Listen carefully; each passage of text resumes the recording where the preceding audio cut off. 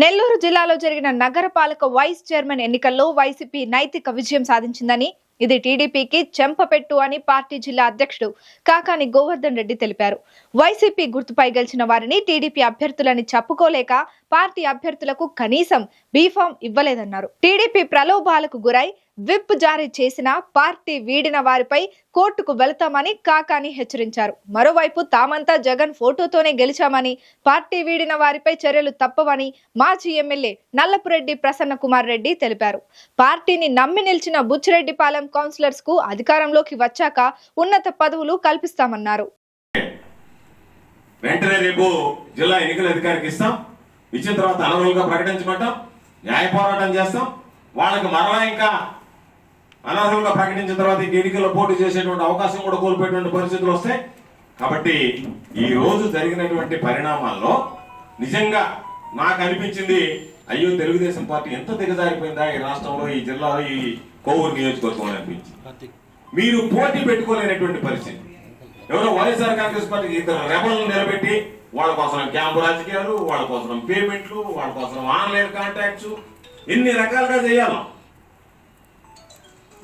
అంటే ఏ విధంగా అయిపోయిందంటే భయపెట్టో, బెదిరించో, ప్రలోభ పెట్టో, ఎవడో స్వార్థ ప్రయోజనాల కోసం మీ దగ్గరికి తీసుకుని వాళ్ళని మా అభ్యర్థులను సంకలు గుర్తుకోవాల్సినటువంటి దీన పరిస్థితికి దిగజారిపోయింది ఈరోజు. కాబట్టి ఇది నిజంగా తెలుగుదేశం పార్టీకి చెంపపెట్టు లాంటిది, వైఎస్ఆర్ కాంగ్రెస్ పార్టీకి నైతిక విజయం ఇది. ఎందుకంటే మేము గత 3 రోజులుగా చెప్పాం, ఓడిపోవడంతో మాకు సంబంధం లేదు, ఓడిపోతామా గెలుస్తామనేటువంటి ఆలోచన లేదు. ఒక సిద్ధాంతం మీద నిలబడేటువంటి వాళ్ళు, ఆ సిద్ధాంతం కోసం పోరాటం చేసేటువంటి వాళ్ళు. మీలాగా ఎన్నికలు అయిపోయిన తర్వాత 4 సంవత్సరాలు, 4.5 సంవత్సరం ఎక్కడున్నారో కూడా తెలియదు, ముసుగేసుకుని పడుకున్నారు. మీరు ఎక్కడన్నా ఇప్పుడన్నా తెలుగుదేశం పార్టీకి సంబంధించి ఎన్నికలు జరిగితే ఈ బుచ్చిరెడ్డిపాలెంలో 3 సంవత్సరాల తర్వాత ఎన్నికలు జరిగితే ఇద్దరిని గెలిపించుకోవడానికి చతికిల పడ్డటువంటి వాళ్ళు మీరు. అటువంటిది మేము 6 నెలల తర్వాత మరలా ఎన్నికలు వస్తే ధైర్యంగా వచ్చి ఈరోజు పోటీ పెట్టాం. మాకు సంబంధించినటువంటి దాంట్లో మాతో నిలబడినటువంటి 6 మంది, తరకులు అన్ని వెళ్ళినా కూడా 6 మంది నిఖార్స్ అయినటువంటి వాళ్ళు నిలబడ్డారు ఈరోజు. కాబట్టి తప్పనిసరిగా ఎవరైతే పార్టీ కష్టకాలంలో ఉన్నారో వాళ్ళందరినీ ప్రసన్న చెప్పినట్టుగా జగన్మోహన్ రెడ్డి గారి దృష్టికి తీసుకువెళ్తాం.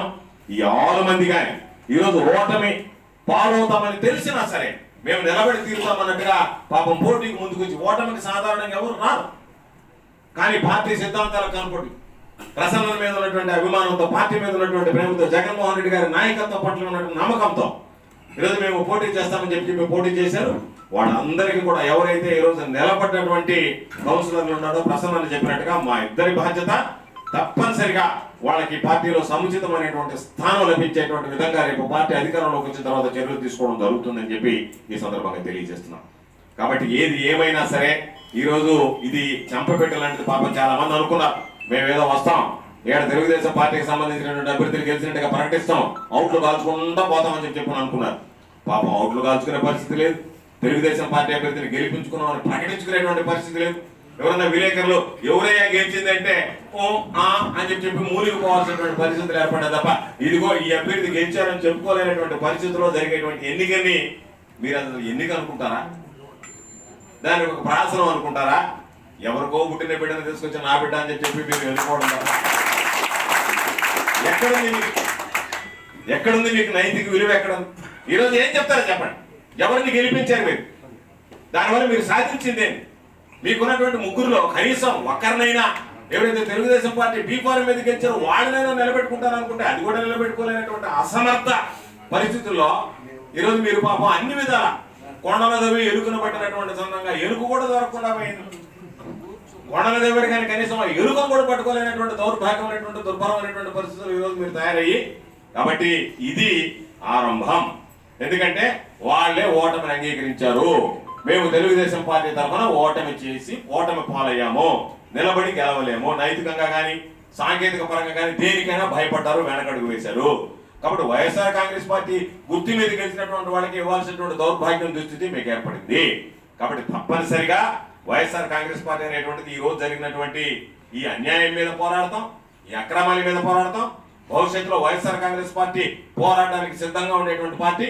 ప్రసన్న ఆధ్వర్యంలో, ప్రసన్న నాయకత్వంలో కోవూరు నియోజకవర్గానికి సంబంధించి ఏ కార్యకర్తకి ఇబ్బంది లేకుండా చూసుకుంటాం. ఈ మధ్య మీరు అనుకుంటున్నారేమో దాడులు చేస్తాం, విధ్వంసం సృష్టిస్తామని చెప్పి మేము కనుక వీధుల్లోకి వచ్చి అదే పరిస్థితి కనుక తీసుకుని వస్తే మీరు తిరగలేరు గ్రామాల్లో, గుర్తుంచుకోండి. ఇబ్బందులు పడతారు. కాబట్టి జిల్లా ఎస్పీ గారికి కూడా హెచ్చరిస్తున్నాం, శాంతి భద్రతల సమస్యలు తలెత్తుతాయి, ఆ తర్వాత అగ్నిగుండంగా మారేటువంటి పరిస్థితులు ఏర్పడతాయి, దయచేసి అటువంటి వాటిని ప్రోత్సహించకండి అని చెప్తున్నాం. అందుకనే ఈ రోజు నేను ఆ ఎన్నిక చూసిన తర్వాత నాకు అనిపించింది, పాపం ఎంత సన్నాయి నొక్కుంటూ పోవాల్సినటువంటి దుస్థితులకి లేకుండా ఉన్న ముఖం చూస్తే ఒక్కొక్కరికి నెత్తురు చుక్క లేదు, పాపం చెప్పుకోలేకపోయారు. మేము తెలుగుదేశం పార్టీ ఒకరికి వెళ్తున్నారు, పక్కన అనబాకండి అంటే ఇబ్బందులు వస్తాయండి. మీరే ఒకరు తెలుగుదేశం అంటే పక్కడికి వెళ్తున్నారు, అనబాకరానైనా పోతాయి మన ఉద్యోగాలు, మన పొదలు పోతాయి, మీరు గమ్ముకుంటున్నారు ఆయన ఇప్పటికే సగం పోయినట్టుకున్నా అని చెప్పి అనుకునేటువంటి పరిస్థితి.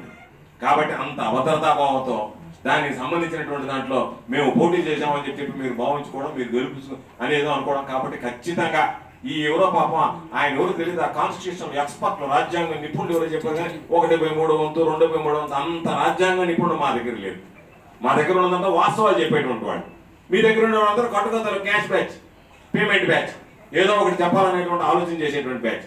కాబట్టి అసలు సెసరైనటువంటి కార్యకర్తలు, అసలు సెసరైనటువంటి నాయకులు, స్వార్థం లేనటువంటి వాళ్ళు వైఎస్ఆర్ కాంగ్రెస్ పార్టీ పక్కన ఉంటే ఓన్లీ క్యాష్ పేమెంట్ల కోసం ఉండేటువంటి వాళ్ళు మీ దగ్గర ఉన్నారనేటువంటిది ఈ రోజు జరిగినటువంటి ఎన్నికలతో మిమ్మల్ని ఏ విధంగా తప్పుదారి పట్టించారు, మీరు ఏ విధంగా సరైనటువంటి అడుగులు వేయడంలో విఫలం చేశారనేటువంటిది స్పష్టంగా అర్థమైంది. ఏది ఏమైనా మరలా నేను చెప్తున్నా, ఏది ఏమైనా ఈ రోజు జరిగినటువంటి ఎన్నికల్లో వైఎస్ఆర్ కాంగ్రెస్ పార్టీదే నైతిక విజయం, ఇది ఒప్పుకొని తీరాల్సిందే. ఇది మీకు చెప్పబెట్ట లాంటిది, మీరు చేతులు ఎత్తేసినటువంటి సందర్భం. కాబట్టి ఖచ్చితంగా వైఎస్ఆర్ కాంగ్రెస్ పార్టీకి ఇది నైతిక విజయం. కాబట్టి తప్పనిసరిగా రెట్టింపు ఉత్సాహంతో రాబోయేటువంటి రోజుల్లో కూడా వైఎస్ఆర్ కాంగ్రెస్ పార్టీ నాయకులకి, కార్యకర్తలకి అందరికీ అందుబాటులో ఉండి ఎవరికి ఎటువంటి ఇబ్బందులు లేకుండా చూసుకుంటాం. రేపు జరిగేటువంటి ఎన్నికల్లో మొన్న చెప్పిన నేను కొడవూరులో జరిగిన సభలో మరలా చెప్తున్నా, 1,00,000 ఓట్లతో ప్రశ్నను గెలుస్తారు, రాసి పెట్టుకోండి. 1,00,000 ఓట్లతో ఈసారి గెలిచేటువంటి పరిస్థితి ఉంటుంది. ఇప్పటికే ఎందుకు పొరపాటు చేశామా, తెలుగుదేశం పార్టీకి ఓటు వేసని చెప్పి ప్రజలు బాధపడేటువంటి పరిస్థితులు ఏర్పడ్డాయి. కాబట్టి ఇది కొనసాగుతుంది. ఈ వేవ్ అనేటువంటి దానికి ఈ రోజు జరిగినటువంటి కారణాలు చూస్తేనే మీరు ఏ విధంగా బ్యాక్ స్టెప్ వేస్తున్నారు, వెనకడుగు వేస్తున్నారు, భయపడుతున్నారు అనేటువంటి దానికి ఇది ఒక ఉదాహరణ అని చెప్పి ఈ సందర్భంగా తెలియజేస్తూ, తప్పనిసరిగా రాబోయేటువంటి రోజుల్లో అన్ని రకాలైనటువంటి చర్యలు తీసుకోవడంతో పాటు ఎవరైతే ఈ రోజు పార్టీ విప్పును ధిక్కరించారో వాళ్ళ మీద వేటు వేసేంత వరకు న్యాయస్థానాన్ని ఆశ్రయించైనా సరే